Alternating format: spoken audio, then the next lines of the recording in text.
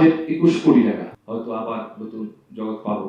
তো আপনাদের কাছে একটি চাওয়া থাকবে যে আমি যদিও এই মুভির না, বাট বাংলাদেশি সন্তান, তো আমরা অবশ্যই নেগেটিভ নিউজগুলো দেখে যেগুলো দেখি অপ্রয়োজনীয় হয়তো বা সেই নিউজগুলো যদি না করি, আমার মনে হয় যে আমরা এই যে চেষ্টাটা আমরা সকলে করছি একটা জগৎকে আরেকটু ডেভেলপ করব বা সকলের কাছে আবার পৌঁছে দেওয়ার ব্যবস্থা করবো, সেখানে মনে হয় সফল হবো।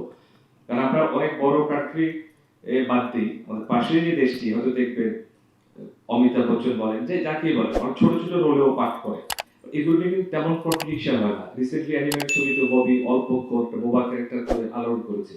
তা আমরা এই যে মাঝে মাঝে তো দেখি ওই ছোট পাঠ হলে অনেক করতে চান না, বা অমুকটা হলে করবো না, অমুক চুক্তি করবো, এই জিনিসগুলো আবার কেউ বলে যে অমুকের থাকতে তাহলে আমি করবো না। এই আমরা ছোট দেশ, আমি মনে করি সবাই সব বিবেক ভুলে গিয়ে এবং সর্বোপরি আপনাদের সহযোগিতা লাগবে। কারণ আপনারা এখন যে ইউটিউবের যুগ, যে সোশ্যাল মার্কেটিং, আপনার নেগেটিভ প্রশ্ন না করে, হ্যাঁ আমি বুঝি সারা পৃথিবী চলছে এই এই ধারায়, বাট আমাদের ইন্ডাস্ট্রি যেহেতু খুব একটা বাজে অবস্থা পার করছি, তো সেই সময় যদি আমরা আসলে, যেহেতু আপনারা সবাই এই সাংস্কৃতিক সাংবাদিক, তাইলে মনে করি যে আমার ছোট্ট একটা আবেদন যে আমরা সকলে কাজ হচ্ছে, কাজে সাপোর্ট করি সকলকেই, নায়ক নায়িকা হোক, প্রযোজক হোক, পরিচালক হোক, এবং নেগেটিভ কথাগুলো পারত পক্ষে ঢেকে রাখে, যেগুলো ওটার যে ক্ষতিকর নয়। ক্ষতিকর অবশ্যই বলতে পারে যে এটা ক্ষতি হচ্ছে। তো এই আমন্ত্রণ জানাচ্ছি যে আপনারা সকলেই আমার জন্য নয়, চলচ্চিত্রের জন্য একটু লেখালেখি করবেন, সাপোর্ট দিবেন। আর এখানে তো পরিচালক প্রযোজক সবাই আছেন, আর যেহেতু দাঁড়িয়ে আছি সেই সর্বশ্রেষ্ঠ জায়গায় এফডিসি, ওনারা নিশ্চয়ই জানবেন কথাগুলো। সারা দেশের সকল চলচ্চিত্রকে আবার জায়গায় তুলুক, আমরা আছি যোদ্ধা, চেষ্টা করবো। ভালো থাকবেন। আর এর মধ্যে যদি কোনো প্রশ্ন থাকে সেগুলো জবাব দিতে চাচ্ছি, অনেক ভালো হয়।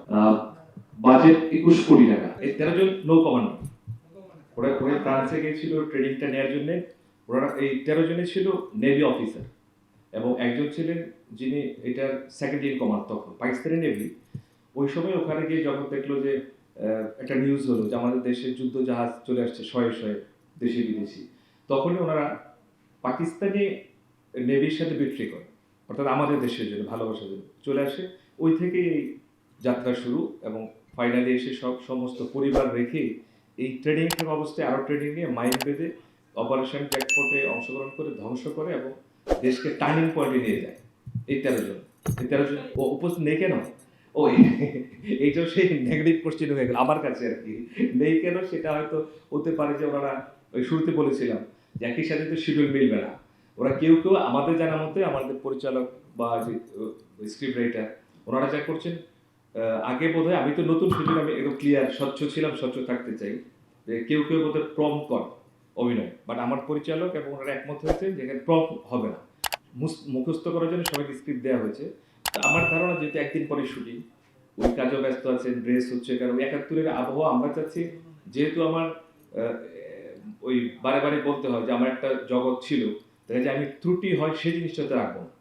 তো ওনাদের ড্রেস তৈরি হচ্ছে, আবার ওনাদের কারো কাজও থাকতে পারে 31 সামনে, বাট আমাদের ছবির শুটিংয়ের জন্য সবাই একদম ডেট ফিক্স করে, এবং আমি যেহেতু নেমেছি, আমি প্রফেশনাল লোক, আমি সারা ওয়ার্ল্ডের ইন্টারন্যাশনাল আর্টিস্টের কাজ করি, আমার ডিড অফ এগ্রিমেন্টও ওরকমই হয়েছে, যাদের সাথে যারা হয়তো বা যদি শুনে আসছি যে ত্রুটি বিচ্যুতি আগে পরে আসে, হয়তো সবাই টাইমলি আসবে।